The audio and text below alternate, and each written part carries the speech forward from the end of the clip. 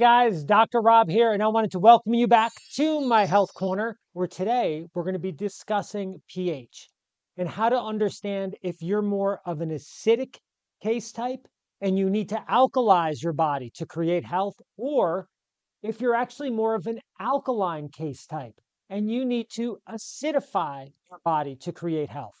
I'm going to tell you how to identify which case type you are and then what to do about that in this video today. But before I get into that, please take a second, hit the like button if you find you like this information today. And of course, hit subscribe and the notifications bell, so that way you can always be notified and up to date when I'm covering this information. So, all right, so first let's talk about this so we can understand, because there's so much confusion and misconception on the topic of pH and, hey, I need to alkalize to energize, or cancer can't grow in an alkaline environment. That is all completely false.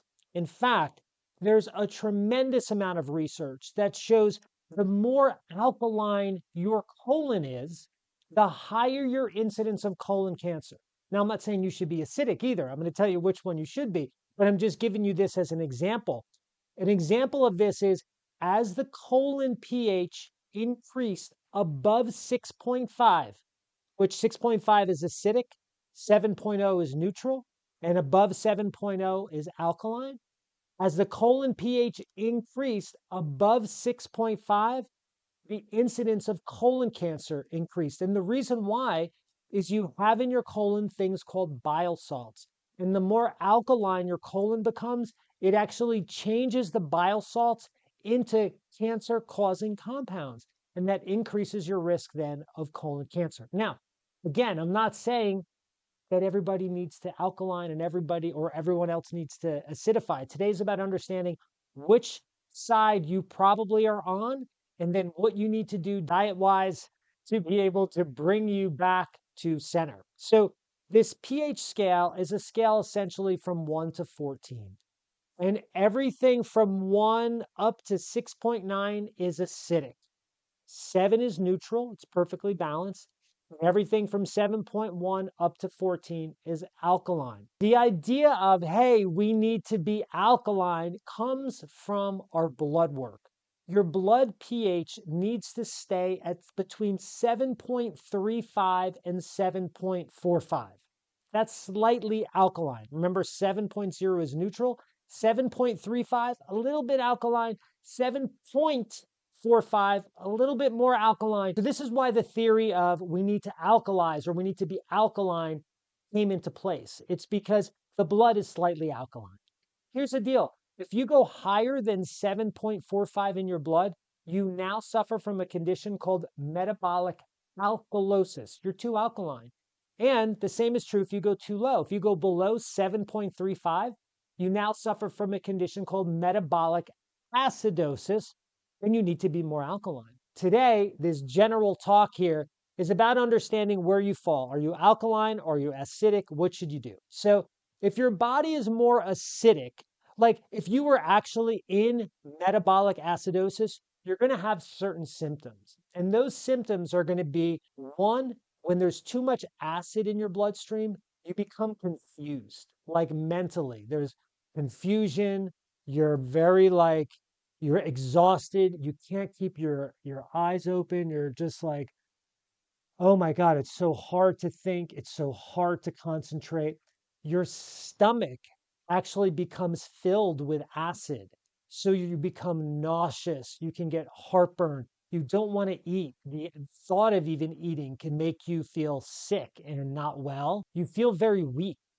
And your oxygen is not transported properly throughout your body. So you can develop like labored breathing where you're like you can't get enough air in your body. One of the reasons why you're doing that is you're actually trying to expel carbon dioxide, which is an acidic substance, and you're trying to pull in more oxygen. And your breath can also smell kind of fruity, especially in the cases of diabetic acidosis. Okay, so that's if you're actually in that condition. And if that condition were to accelerate and get worse, it could actually end up in coma or death. So if you're on the alkaline side, it's a little bit different. If you're on the alkaline side, you're irritated. You're not necessarily exhausted, you're more irritated, you're more aggravated, your muscles cramp, your muscles twitch, things like palpate and jump on you. You could have an internal trembling. You could feel very anxious, kind of overwhelmed. So, a lesson version of metabolic alkalosis, meaning if your body is just pushing towards that alkaline side, is you may have muscle cramps. Your muscles might be achy. You might have numbness. You might have tingling.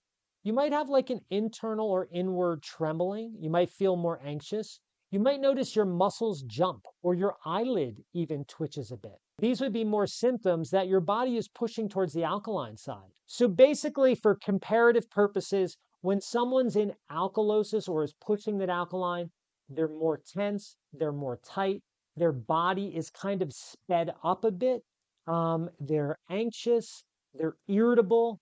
When someone is on the acid side, they're more lethargic. Their brain is shutting down. They have brain fog. They can't think and focus. Their stomach is filling up with acid, and their body is just almost becoming limp. So, if our body is more acidic, we want to then reduce those things that would cause our body to produce acids, such as meats, dairies, uh, fried foods, fried fats, things like that. We want to get out of our diet, and we want to replace them with lots of alkaline foods, such as nuts, seeds that have been sprouted, as well as all your green vegetables. Some of your fruits, like papaya, can also be very alkalizing. Pear can be alkalizing as well. So we want those alkalizing foods in our diet. In between our meals, like about 2 hours after you're done eating, you want to consume things like alkaline water. That's a pH of about 8.5. These things will help push your body in the direction of alkalinity and will pull you out of the acid state. Now, if you're in more of an alkaline state and you want to bring your body into more of an acid state, then we want to go ahead and we want to actually add in some of these foods that are a bit acid producing. We might want to add in some grass-fed organic meats, some grass-fed organic organ meats, some pasture-raised eggs. We definitely want lots of fermented food because fermented food has things like acidophilus in it, acid producing bacteria actually in the food, as well as it's a bit more acidic on the pH scale. We want to use things like apple cider vinegar, lemon, and lime before our meals to help acidify the gut, as that's going to pull us out of alkalinity and bring us kind of to the happy medium. Essentially, if you're acidic, if you're in an acidic state, you want to have foods that are going to pull you more alkaline. And if you're in an alkaline state, you want to have foods that are going to pull you more acidic until you reach a happy balance. Once you're in a happy balance, then keep balance created in your diet. So I hope you enjoyed that video. If you did, again, please hit the like button, the subscribe, and the notification. And also click in the comment section below as I have some more information down there for you just about how to create a healthy body. I think we have a free webinar down there and some other free stuff for you. And also, if you're interested in improving health, check out this video right here because I think that will help.